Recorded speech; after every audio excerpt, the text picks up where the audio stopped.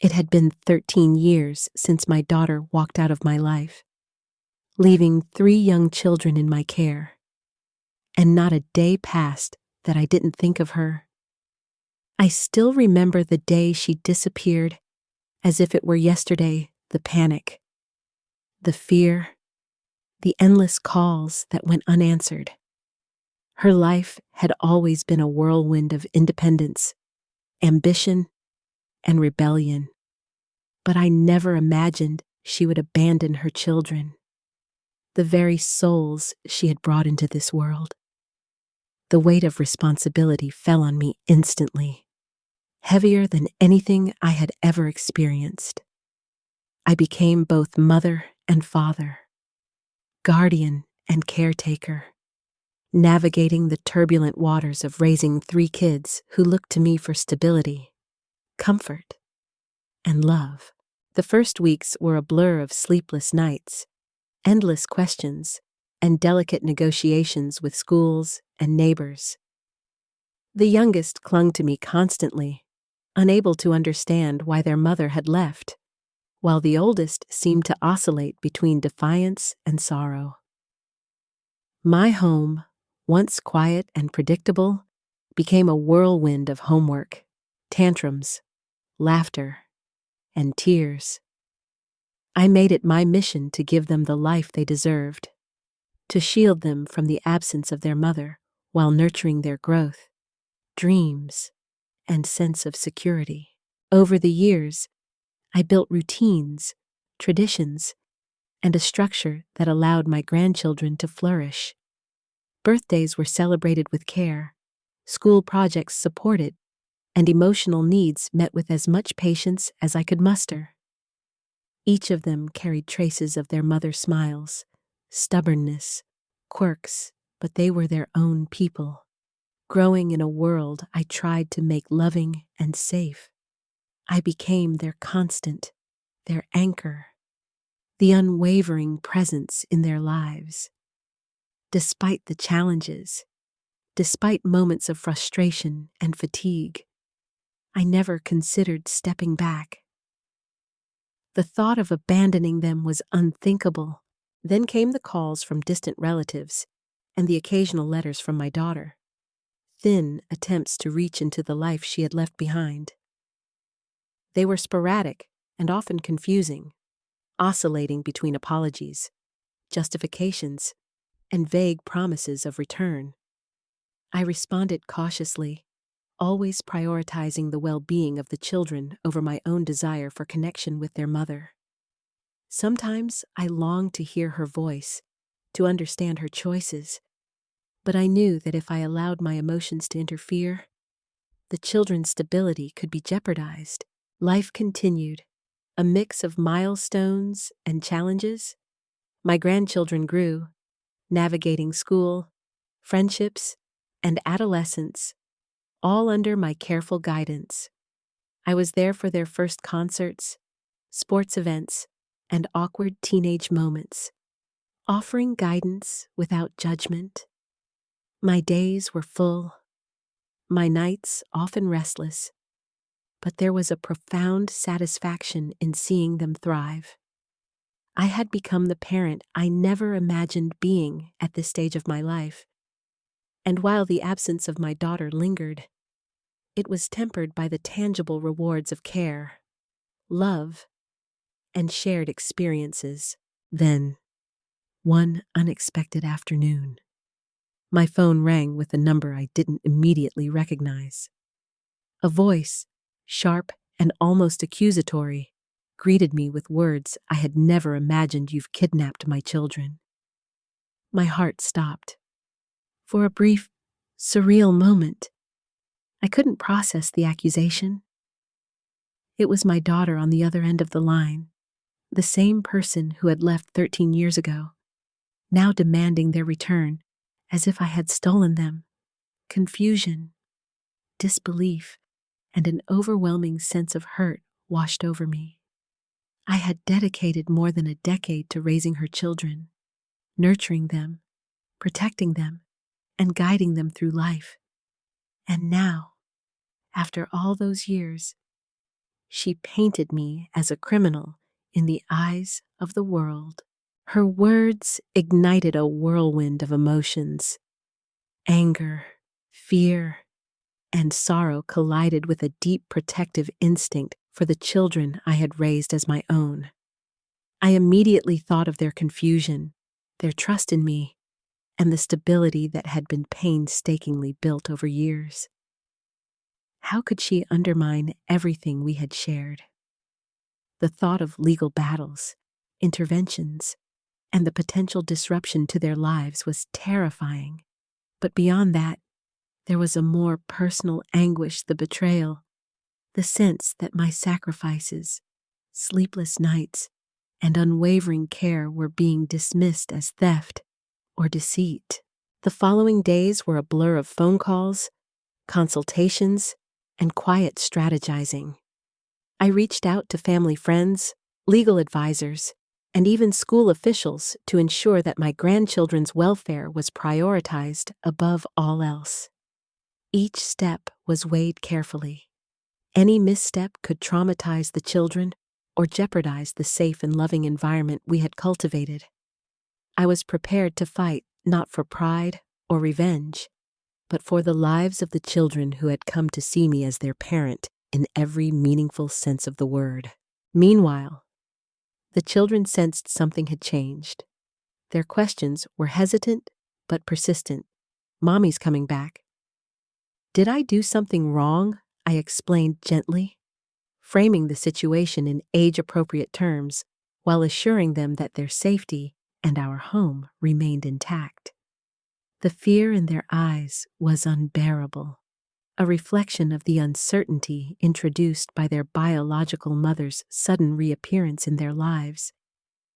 I realized that protecting them emotionally was as critical as any legal defense, and I focused on maintaining their trust and sense of security above all else. The first meeting with her representatives was tense. Her words were measured, legalistic, but beneath the polished veneer, I could detect anger, resentment, and a desire to reclaim control. It became clear that her motivations were complex, intertwined with unresolved personal issues and long-standing estrangement.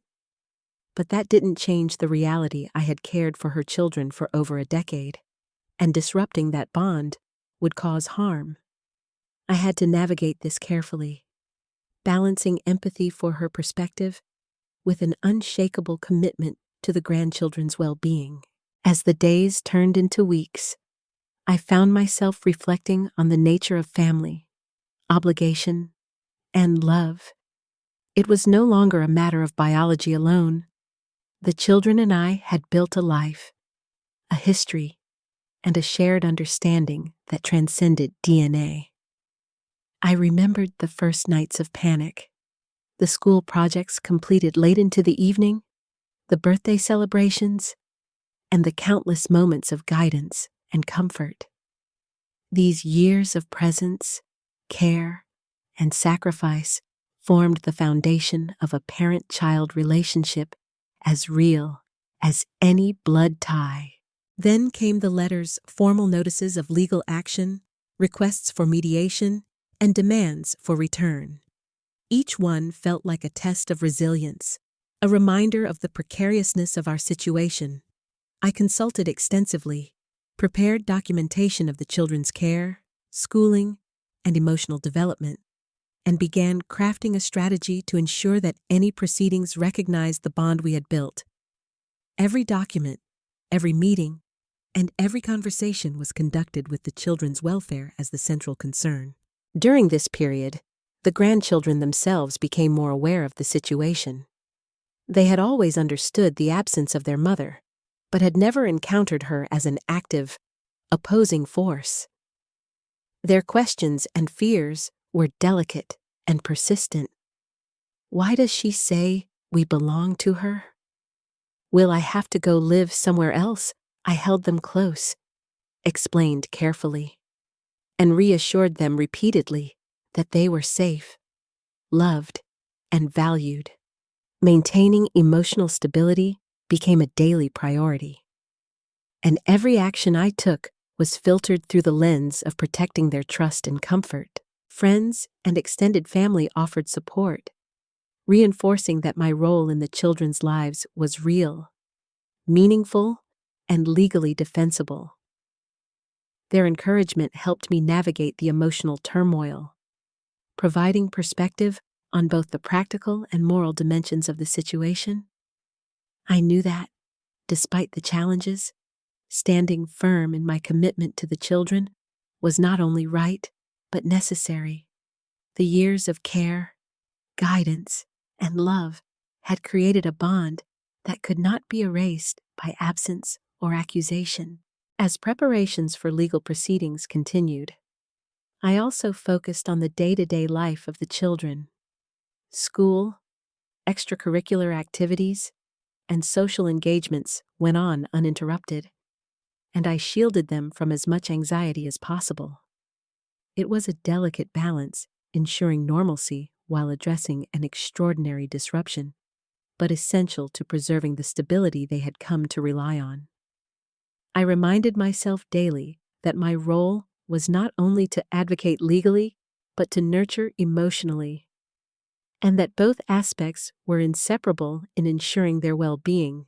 And yet, through all of this, a quiet question persisted why now 13 years had passed, during which I had raised her children as my own, yet only now did she return to claim ownership. The answer, complex and tangled, remained elusive, but it highlighted the fragile nature of relationships when past choices collide with present responsibilities. I had to navigate not only the practical challenges, but also the emotional complexity of reconciling past abandonment with current obligations. The weeks following my daughter's accusations were a mix of preparation, reflection, and quiet determination. I spent countless hours gathering evidence of the life I had built with my grandchildren, their medical records, school reports, extracurricular achievements, and even simple daily routines that demonstrated my role as their primary caregiver. Each document was a testament to the years of consistent care, to the countless sacrifices made silently, and to the love that had defined our lives together. These weren't just papers. They were proof of a bond that had grown deeper than time alone could measure. The grandchildren, initially confused by the sudden storm of accusations and legal language, began to process the situation in small, childlike ways. The oldest, now entering adolescence, wrestled with loyalty, guilt, and fear, uncertain whether love for their mother conflicted with the deep attachment to me. The middle child oscillated between anxiety and attempts to act as the peacemaker, while the youngest, still very tender and trusting, clung to me for reassurance, unaware of the legal and emotional complexities unfolding around them. My role became a constant balance, maintaining stability for them while preparing for the inevitable confrontations with my daughter and her representatives. During this time, I also reflected on the past 13 years in ways I hadn't before. I remembered the early days of fear, frustration, and exhaustion, but also the quiet triumphs, the first time the youngest rode a bicycle without training wheels, the oldest's first school performance, the middle child's proud moment presenting a science project. Each milestone, each memory, reinforced the depth of the bond we had formed and the unshakable foundation that underpinned our family. I realized that these experiences weren't just proof of care, they were evidence of love, patience, and commitment that no accusation could erase. Conversations with my daughter were infrequent, but charged with tension when they occurred. Her tone was sharp, almost accusatory, yet at times tinged with moments of recognition of the time that had passed. These brief windows of connection were confusing. They revealed both regret and resentment, a mixture of acknowledgement of her absence and the desire to assert control. Each interaction left me emotionally raw, but also more resolute in my commitment to protect the children I had raised. I had to remind myself constantly that their welfare was paramount, and that engaging in anger or recrimination could only harm them. Legal consultations dominated much of my schedule. I worked closely with attorneys, providing detailed accounts of the children's upbringing, emotional development, and daily routines. We discussed potential mediation strategies, custody considerations, and the best ways to frame my case in terms of the children's best interests. The advice was clear: demonstrate the stability, care, and emotional bonds cultivated over 13 years, while maintaining a focus on the children's psychological and physical welfare. Every detail mattered. Every interaction with my daughter or her representatives had to be measured and purposeful. Amidst the legal and logistical concerns, I continued to nurture the children's emotional world. We established routines that offered comfort: bedtime stories, homework sessions, and quiet moments of conversation. I encouraged them to express their feelings, to ask questions, and to share fears, ensuring that they understood they were safe and loved. Even in moments of tension, I reminded them that family wasn't only defined by presence or absence, but by care, commitment, and shared experiences. This approach helped them navigate the sudden reappearance of their mother with resilience, grounding them in the reality of their secure and familiar life. School life became another front of concern. Teachers and counselors were informed of the situation, ensuring that the children had additional support in coping with stress or confusion.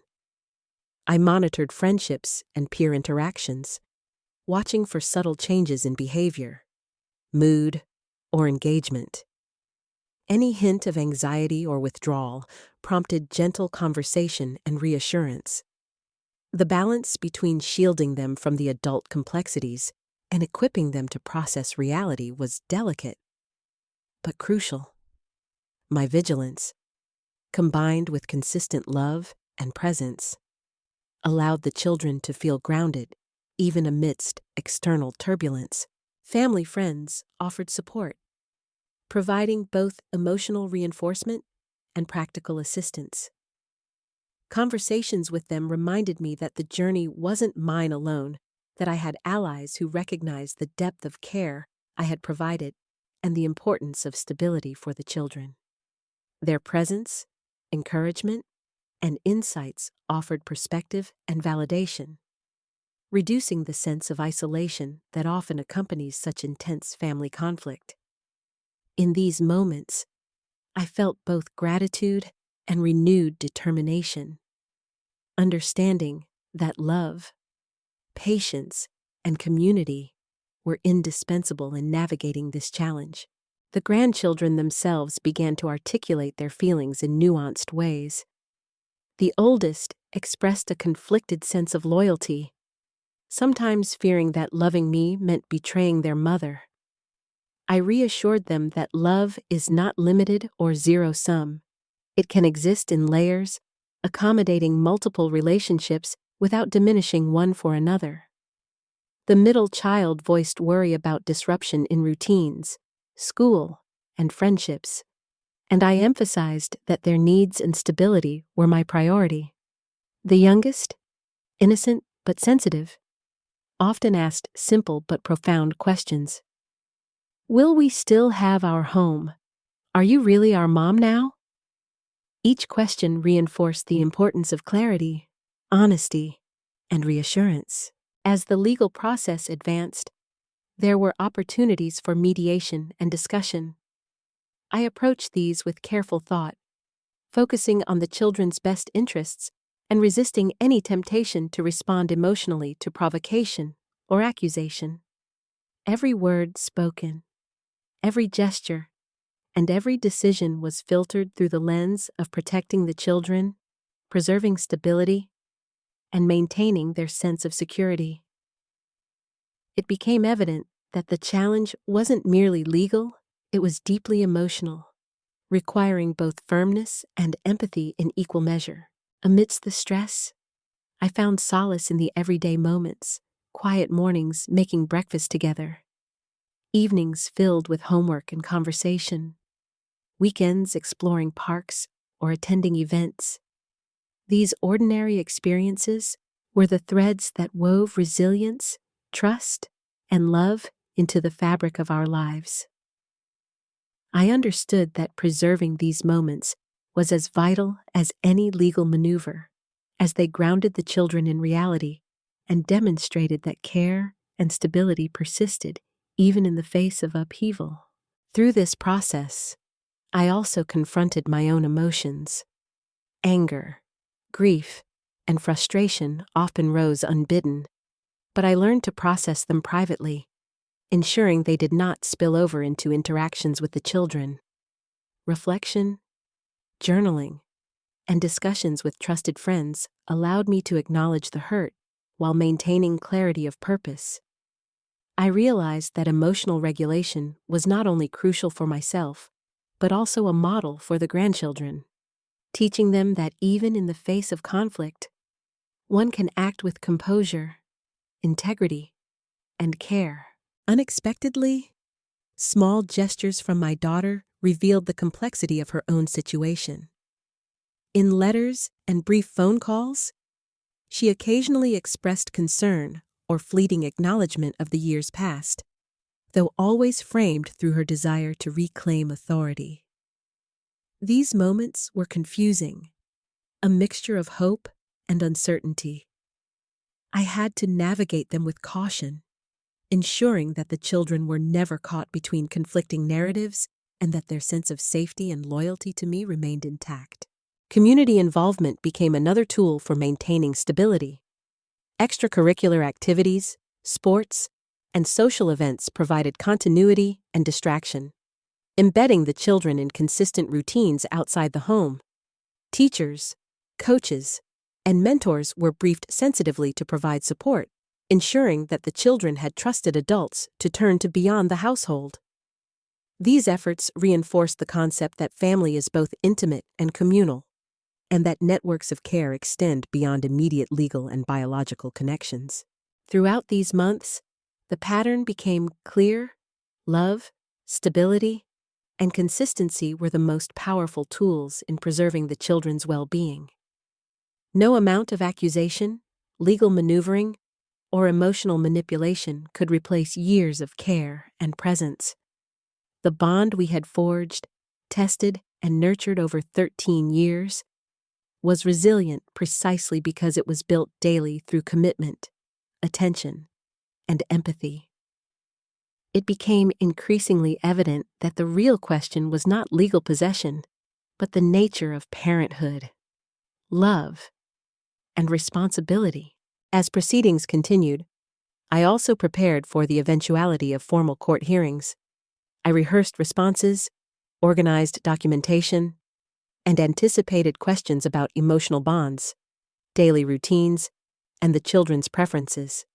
Every step was methodical, designed to demonstrate the continuity of care, the stability of our environment, and the deep-rooted attachment between me and the grandchildren. Legal strategy was intertwined with emotional advocacy, ensuring that facts and feelings converged to protect the children's best interests. Amidst the tension, small victories provided hope. Teachers noted the children's resilience, the children themselves expressed confidence in our home, and the grandchildren began to articulate their attachment to me in words and gestures. Their trust, laughter, and engagement reinforced the truth that parenthood transcends biology when love, commitment, and care are constant.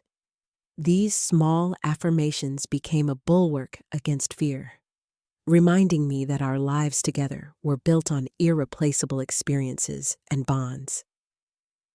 The legal process loomed closer with each passing day, and with it, the tension between my daughter's claims and the reality of our life together intensified. I realized that the fight ahead was not simply a battle of documents or testimony, but a test of emotional fortitude, resilience, and moral clarity.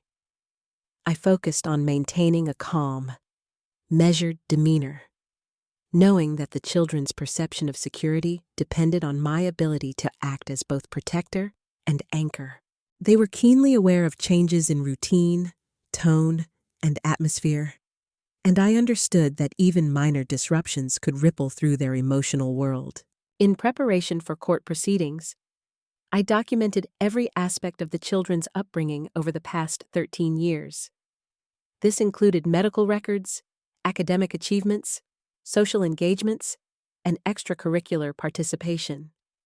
Each document reinforced a single truth: I had been the primary caregiver, the constant presence, the one who had shaped their lives and nurtured their growth.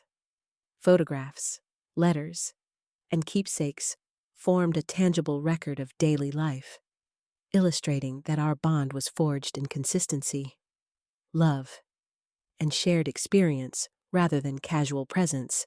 The children, increasingly aware of the looming confrontation, began to express feelings of anxiety and confusion. The oldest questioned their loyalty, worrying about the consequences of loving me while their mother asserted authority. The middle child displayed intermittent frustration, grappling with the tension between curiosity about their mother and attachment to me. The youngest, though more sheltered, sensed the emotional undercurrent and sought reassurance through closeness and routine. I focused on validating their feelings, offering honest yet gentle explanations, and reinforcing the constancy of our home and my care. I also sought to manage communication with my daughter carefully. Calls and messages were brief and structured, focusing on necessary information without engaging in blame or recrimination. Each interaction required emotional precision, asserting my role and commitment without fueling conflict, clarifying facts without inflaming fear, and demonstrating empathy without undermining authority. It was a delicate dance, demanding both patience and strategic thought, with the children's well-being as the guiding principle. Support from family, friends, and professionals became invaluable. Trusted individuals provided counsel, validation, and practical assistance, helping me navigate the intricacies of legal preparation and emotional guidance. Counselors and therapists offered advice on framing conversations with the children, understanding their psychological needs, and reinforcing stability. Through these resources, I gained perspective, confidence, and the tools necessary to act effectively, ensuring that every decision prioritized the children's safety and emotional health. Unexpectedly, the grandchildren began demonstrating remarkable resilience. The oldest, though conflicted, articulated their feelings thoughtfully, acknowledging love for both me and their mother. The middle child displayed increasing adaptability, engaging in household routines and social activities with focus and joy. The youngest, comforted by familiar rituals and reassurance, maintained trust and attachment to the home. Observing their responses reinforced my conviction that stability, consistent care, and emotional support were more critical than any argument, legal maneuver, or accusation.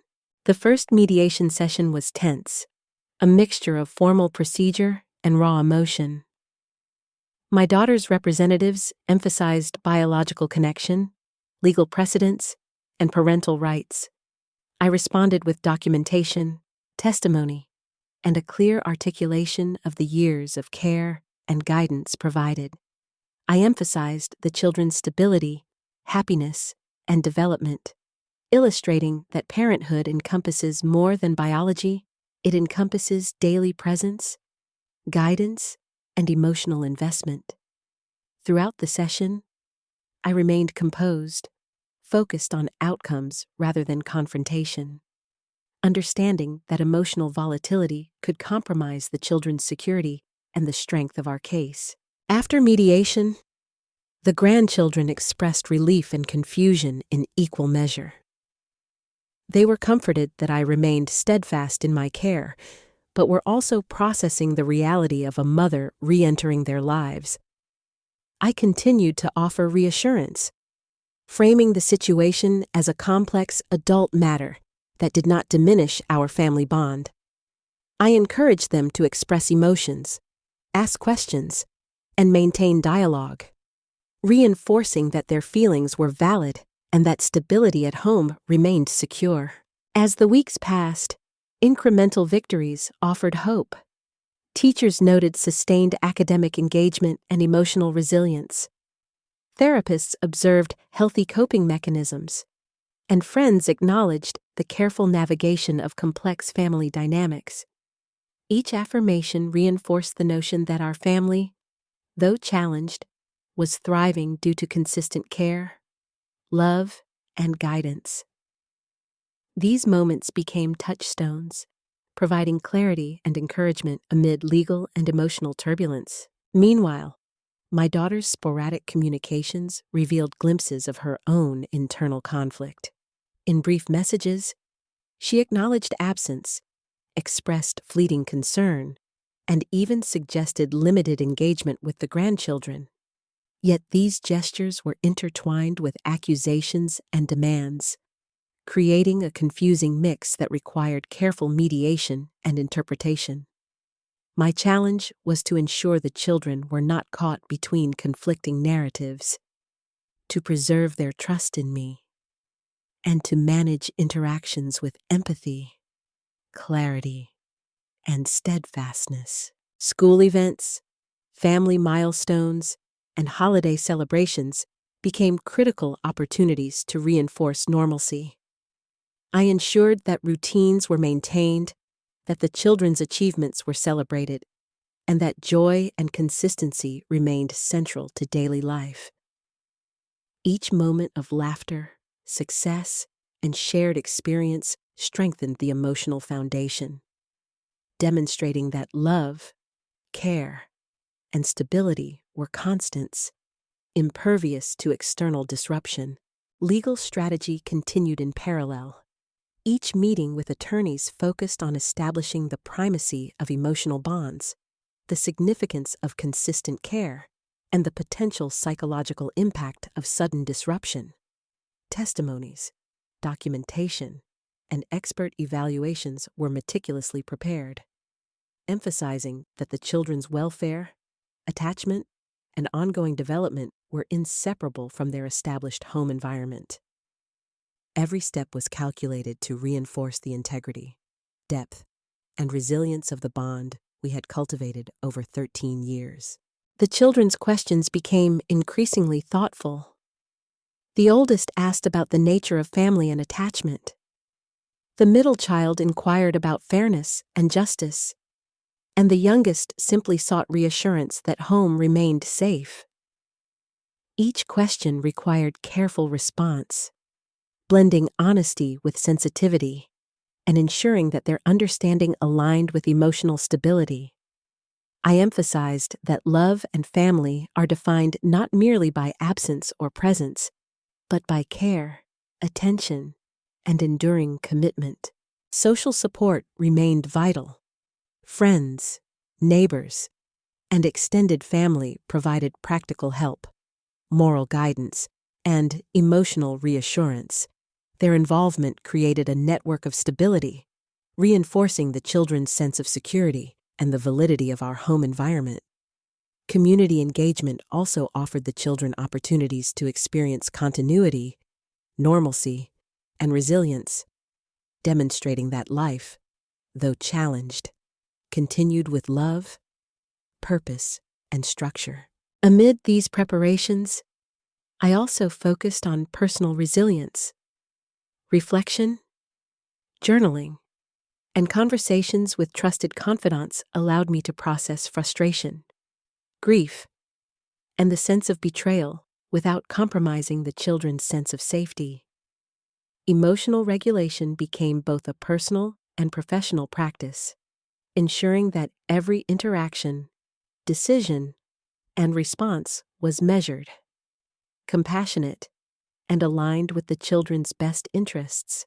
One particularly poignant moment occurred when the oldest confided a fear that asserting love for me might make their mother angry or disappointed. I reassured them gently, emphasizing that love is expansive, not zero-sum, and that the loyalty, care, and bond we shared did not diminish their relationship with their mother. This moment underscored the depth of the children's understanding and emotional intelligence, and reinforced the importance of clear, empathetic communication during times of family tension. By the time the court date approached, the groundwork was clear. Evidence of years of consistent care, emotional support, and daily guidance was meticulously organized. The children's voices, thoughtfully captured through testimony and expert observation, illustrated the depth of attachment and stability cultivated over more than a decade. The narrative was simple yet profound. Love, presence, and commitment over time define parenthood as much as biology, and disrupting these bonds could inflict profound harm. Even amidst the legal and emotional complexities, life at home continued with rhythm, rituals, and love. Morning routines, school drop-offs, homework sessions, and evening conversations persisted, providing stability and reassurance. The children thrived not merely because of court strategy or legal preparation, but because their everyday experiences remained filled with care, guidance, and connection. Their laughter, curiosity, and engagement were the clearest testament to the depth of the bond we had built. The day of the court hearing arrived with a mixture of apprehension and quiet determination. I walked into the courtroom carrying not only my own resolve, but the weight of 13 years of caregiving, love, and commitment. The grandchildren were prepared as best as children could be aware of the formality, but shielded from unnecessary stress. The room was filled with the echoes of past conflict and the anticipation of resolution. A space where the truth of years of care would finally be weighed against the sudden accusations of abandonment and theft. As the proceedings began, I presented carefully organized evidence school records, medical documentation, photographs capturing birthdays, holidays, and daily routines, as well as letters from teachers, counselors, and family friends attesting to the children's stability, growth, and attachment to me. Each item was a testament not just to responsibility, but to love, to the countless hours spent guiding, nurturing, and supporting their development.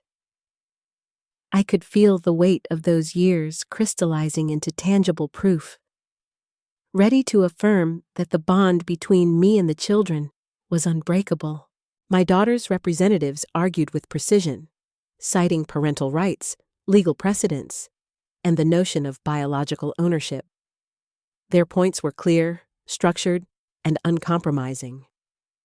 Yet, in the face of their arguments, the court could not ignore the reality of 13 years of unwavering care, the emotional attachment, or the stability that had been cultivated for the grandchildren's well-being. The distinction between biology and parenthood, between presence and abandonment, became the focal point of deliberation. Every word I spoke, every document presented, was intended to highlight that parenthood is lived, demonstrated, and nurtured over time. Throughout the hearing, the grandchildren were allowed to express their perspectives through carefully guided testimony. Their voices, earnest and heartfelt, described the routines, traditions, and small acts of care that had defined their daily lives. They spoke of bedtime stories, school support, holidays, laughter, and guidance proof that their understanding of family extended far beyond biology. Witnessing their clarity, their attachment, and their understanding of love and care reinforced my belief that what we had built together could not be undone by absence alone. Even as arguments and counter-arguments unfolded, I focused on emotional composure. I understood that any hint of anger, resentment, or agitation could be interpreted as instability or unfitness. Each interaction with my daughter, her representatives, and the court was measured, guided by a single principle protecting the grandchildren's welfare.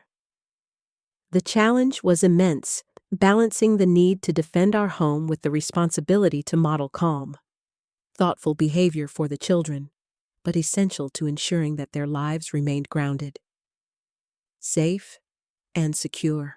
Days stretched into deliberation, and in those hours, I reflected on the journey that had led to this point. The early days of panic, the sleepless nights, the adjustments, sacrifices, and countless acts of care, all coalesced into a single, undeniable truth. Parenthood is defined by presence, by love, and by unwavering commitment. The children's lives, their growth, and their emotional development were testaments to the years we had spent together, and no accusation could erase that reality. Finally, the decision was announced. The court recognized the depth of the relationship we had cultivated over 13 years, affirming that the children's stability, well-being, and emotional attachment were paramount. Custody remained with me, and measures were put in place to facilitate careful, supervised interaction with their mother in ways that would not disrupt their security or daily life. Relief, gratitude, and a quiet sense of vindication washed over me, tempered by the understanding that healing, reconciliation, and continued care would remain ongoing responsibilities. In the aftermath, interactions with my daughter became cautiously structured. She was allowed visitation under specific conditions, ensuring that the children's safety and emotional stability remained intact. Communication was deliberate, controlled, and mediated, designed to protect the children while fostering a space for potential reconciliation over time. The process underscored that love, trust, and responsibility cannot be demanded. They must be earned, nurtured, and demonstrated consistently. Life gradually returned to its rhythm. School, extracurriculars, and daily routines resumed their steady flow. The grandchildren thrived in the familiar environment, their confidence and security reinforced by the consistency of care and the unwavering presence of a caregiver who had been with them through every challenge, milestone, and ordinary day. They learned that stability, love, and commitment are not abstract concepts, but lived experiences, demonstrated through actions and consistency. Over time, small gestures from my daughter reflected subtle shifts.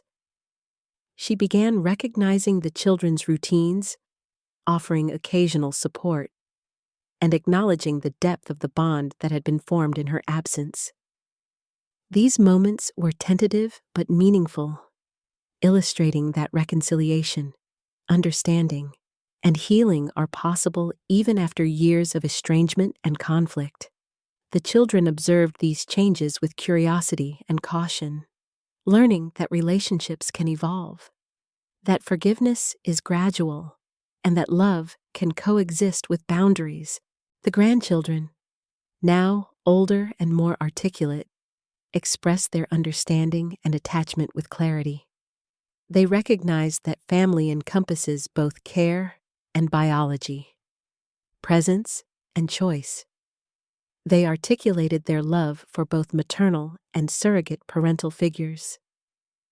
Understanding that relationships are layered, nuanced, and resilient, These insights, emerging from lived experience rather than instruction, demonstrated the depth of emotional growth that had been nurtured over years of careful guidance and unwavering attention. The experience also shaped my own understanding of resilience, responsibility, and love. Parenthood, I realized, is defined by action more than birth, by dedication more than inheritance, and by daily care more than legal entitlement. Love requires constancy, patience, and courage, especially when tested by absence, accusation, or conflict. The journey of 13 years had taught me that the essence of family lies in presence, attentiveness, and the willingness to prioritize others' well-being above one's own comfort or convenience. Reflecting further, I recognize the broader implications for all families. Circumstances may force separation, absence, or estrangement, but the foundation of care, attention, and commitment remains powerful. Relationships are resilient when nurtured, and trust, love, and emotional security can withstand even prolonged absence when supported by consistent action. The experience underscored that parenting is both a privilege and a responsibility, demanding engagement, presence, and an unwavering commitment to the emotional and physical well-being of those in one's care. As months passed, our home became a place of cautious harmony. The grandchildren continued to grow, their curiosity, joy, and engagement a testament to the stability that had been maintained. Visits from their mother were carefully structured, offering opportunities for connection while preserving boundaries. Communication, once charged with accusation and tension, evolved into measured interaction, allowing the children to navigate relationships with both love and clarity. Through these processes, they learned invaluable lessons about resilience, emotional intelligence, and the complexities of family dynamics. Through it all, I observed that the most profound lesson was not legal victory, but the reinforcement of the bonds we had nurtured over 13 years. Love, care, and consistency had created a family grounded in trust, security, and emotional understanding. The grandchildren's thriving, their confidence, and their sense of belonging were tangible proofs that the commitment I had maintained could not be undone by absence, accusation, or time. These truths were far more enduring than any legal judgment or temporary tension. If this story resonated with you, please like this video to support more real-life stories of resilience and love. Share it with friends or family who might benefit from its lessons. Subscribe to the channel for narratives that inspire thought, reflection, and action, and comment below with your own experiences or reflections. Your engagement helps create a community that values commitment, empathy, and the profound impact of love in shaping lives. Ultimately, the experience taught a timeless lesson. Parenthood is defined by presence, commitment, and unwavering care. Blood alone does not determine the bonds that shape a child's life. It is the consistent acts of love, guidance, and protection that create enduring family connections. Life often tests our patience, our resilience, and our moral clarity. But by prioritizing the well-being of those entrusted to our care, we can cultivate relationships that withstand absence, accusation, and adversity. Love, in action and constancy, transforms challenges into growth, creating families grounded in trust, compassion, and enduring commitment.